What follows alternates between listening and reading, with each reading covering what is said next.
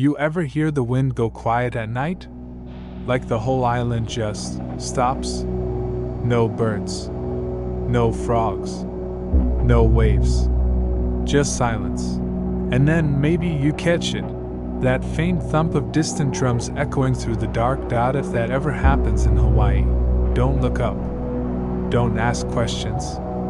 And whatever you do, don't move. Because you might be in the path of the night marchers. Some say they're spirits. Some say gods. But everyone agrees, when the night marchers walk, you don't want to be standing in their way. Tonight, I want to tell you their story. Just you and me. Settle in. Long before skyscrapers and surfboards, before tourists and traffic, Hawaii was a land of kings. Sacred, quiet, and deeply alive.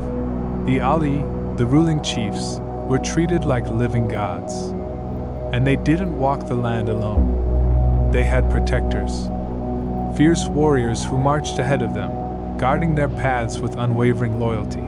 But here's the thing, when those chiefs passed on, many believe their warriors never stopped marching. And so, on certain nights, when the clouds cover the moon and the breeze holds its breath, people say you can still hear them. Bootsteps in sync, a conch shell echoing from nowhere, and torches, faint lights winding down the mountains. They march from the sea to the sacred sites. Always in formation, always with purpose. And if they find you in their way, well, let's just say, you'd better know what to do. There's a way to survive a night marcher encounter. Locals grow up learning it. If you ever see the signs, torches in the distance, drums in the dark, drop to the ground. Face down. Eyes shut. Don't speak. Don't move. That's not fear. That's respect. They say if you dare look, your spirit might get ripped away. Or worse, you'll be taken to march with them, forever. But there are exceptions. If one of your ancestors is among them, if you have Ohana walking in that line, they might protect you. They might stop. They might speak your name. Let me tell you about Kai. Just a regular kid from the Big Island.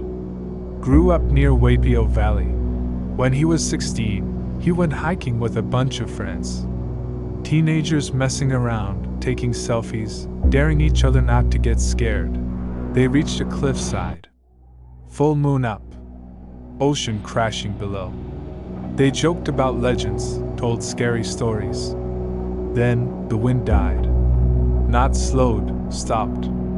The frogs? Quiet. Even the trees held still. Kai felt it. Like the air was suddenly thick, like the night was holding its breath. And then that sound. Puru, a conch shell, long and hollow. Someone whispered, "Is that real?" Then came the drums, and the lights, torches, in a line, moving through the forest like ghosts. Most of the group ran. But Kai, he remembered what his tutu Kane, his grandfather, once told him. About the marchers. About the rules. He hit the ground. Flat. Face in the dirt. Didn't move an inch, and in the stillness footsteps passed by. One after another. Steady. Ancient. Then a voice, soft but deep, Mo Puna, grandchild. And Kai felt it, a hand on his back.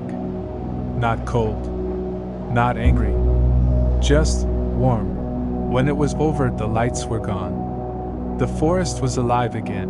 Years later, he found out his great-great-grandfather had been a royal guard. Died defending a chief. Right near that same cliff. Locals say the night marchers follow the same trails they did in life. Sacred paths between the mountains and the sea. People build homes around them, not on them. Some even leave doors open at night, just in case the marchers come through. You'll hear stories from every island, Kaina Point on Oahu, the cliffs of Nepali Coast in Kauai, the crater of Haleakala in Maui. Even today, hikers speak of chills in the heat. of torches in the trees, of drums no one else seems to hear. They're still walking, still guarding. OUTRO, slow, humid. So if you ever visit Hawaii, and the night turns strange, if the wind hushes, and the air feels heavy, and you hear those drums, don't panic. Don't speak. Lie still, close your eyes, and remember, the night marchers aren't here to scare you. They march for honor, for legacy, for the ones they once served. And if you're lucky, one might even remember your name. Sleep well, and until next time, tread softly.